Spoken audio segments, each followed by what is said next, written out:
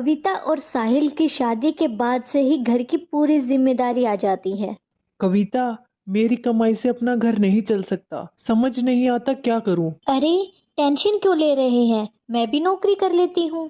छोटा भाई और माँ का ख्याल भी रख लूंगी। आप बिल्कुल परेशान मत होइए। लेकिन कविता, मेरे कारण तुम परेशान मत हो। मैं कोशिश करता हूँ कम खर्चे करने की। सुमित की पढ़ाई रोक देता हूँ और माँ को भी कह देता हूँ कि वो घर से कोई काम शुरू कर दे, और तुम भी माँ की मदद कर देना। अरे रिलैक्स, आप इतना क्यों परेशान हो रहे हो? सुमित की पढ़ाई के बाद वैसे भी उसे नौकरी मिलेगी और वो काम शुरू कर देगा। पैसा तो आएगा ही ना। साहिल मान जाता है। कविता नौकरी करने लग जाती है। एक रात, माँ जी, मैं सोच रही थी एक खाना बनाने वाली रख लूं। वो क्या है ना, सारा दिन ऑफिस और घर के चक्कर में थक जाती हूँ। अरे नहीं नहीं, फालतू का खर्चा है। आखिर खाना बनाने में समय ही कितना लगता है, मिलकर बना लेंगे।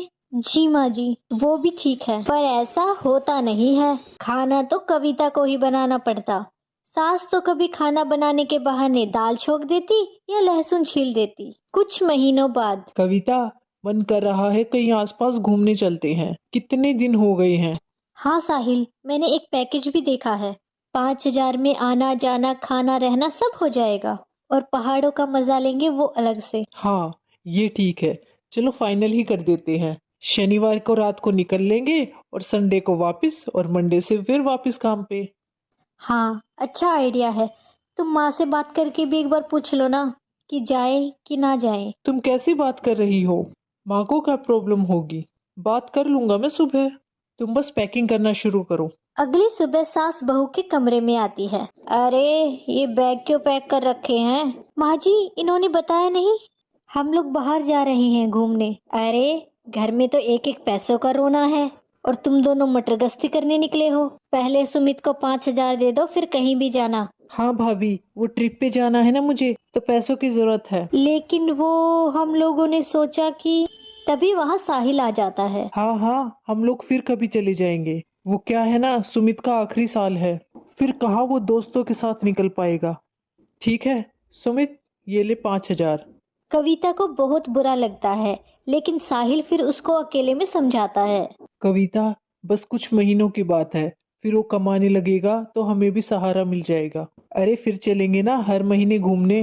कविता मान जाती है। करती भी क्या, कोई चारा भी नहीं था। थी तो बस एक उम्मीद कि देवर जल्दी से सेटल हो जाए और वो भी अपनी जिंदगी जिए। फिर एक दिन, भैया, मेरी नौकरी लग गई है।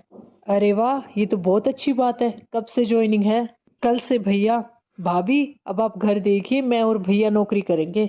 कविता चैन की सांस लेती है और सोचती है, चलो कुछ तो अच्छा हुआ। अब वो जीवन जिएगी। लेकिन अगली ही रोज, अरे अरे, सुमित की नौकरी लग गई है, क्यों ना उसकी शादी भी कर दी जाए। रुकिए माँ जी, अभी नौकरी लगी 2 दिन ही तो हुए हैं, जरा सेटल भी हो जाने दीजिए। अरे हो जाएगा सेटल, और बच्चा मेरा है तो, है ना, ज्यादा अम्मा मत बनाकर। वाह माँ जी, अब वो आपका बच्चा हो गया तो जिम्मेदारी भी निभा दी ना। उसकी पढ़ाई के लिए मैंने काम किया है, आप तो घर में मजे लूट रही थी। दोनों सास बहू की तू तू मैं शुरू हो जाती है। तभी वहाँ साहिल और सुमित आ जाते हैं। क्या बात है कविता, क्यों लड़ रही हो तुम माँ से? देखिए ना क्या क्या बोली जा रही हैं। मैंने तो बस ये कहा कुछ दिन रुक जाइए सुमित की शादी के लिए, अभी तो नौकरी शुरू करी है। तो मुझे भला बुरा बोलने लग गई। तो क्या गलत बोल दिया मैंने? भाभी, माँ ने मेरी ही बात को रखा था। मैं रेनू से प्यार करता हूँ और उससे शादी करना चाहता हूँ। जल्दी इसलिए है क्योंकि उसके पिता ने उसकी शादी तय कर दी है। नौकरी भी मैंने इसीलिए करी है ताकि मैं शादी कर सकूं। अब क्या था, कविता और साहिल देखते ही रह जाते हैं कि उन्होंने क्या सोचा था और क्या हो गया। बड़े भाई भाभी थे तो सुमित के ससुराल भी जाना पड़ता है। देखिए, अब मैं क्या बोलूं। तब लड़का लड़की राजी तो हम क्या कर सकते हैं। अरे कर देंगे भाई शादी, लड़की की खुशी के लिए। हाँ, क्योंकि ये लव मैरिज होगी तो हम लोगों से किसी चीज की उम्मीद मत करिएगा।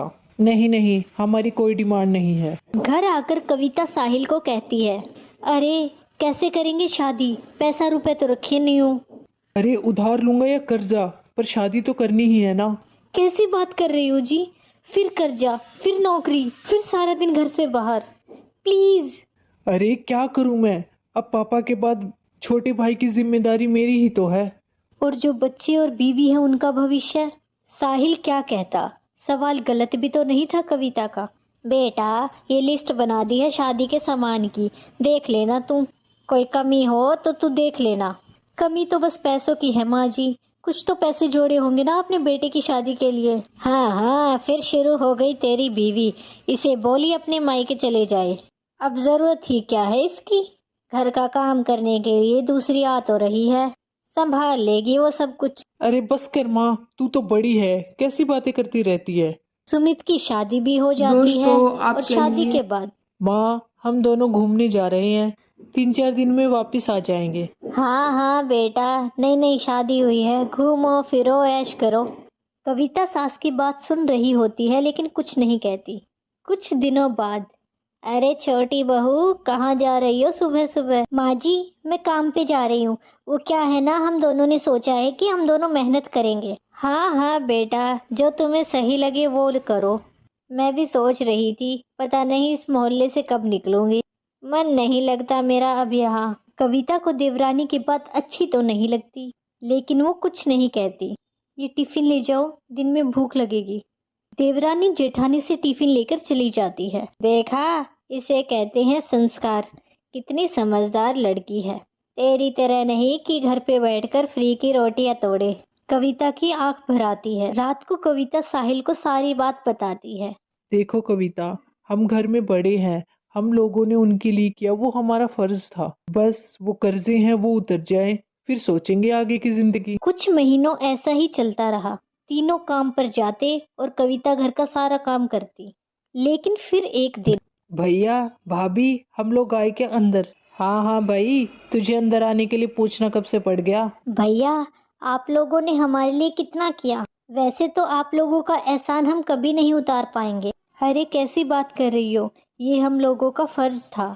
भाभी, तो हमारा भी फर्ज है ना कि हम आप लोगों को तनाव से मुक्त रखें। भैया, जो आपने मेरी शादी पे कर्जा लिया था ना, तो हम लोगों ने सोचा था कि हम लोग मेहनत करके वो कर्जा आपको उतारने में मदद करें। सुमित साहिल के गले लग जाता है और कविता की आंखों में आंसू आ जाते हैं।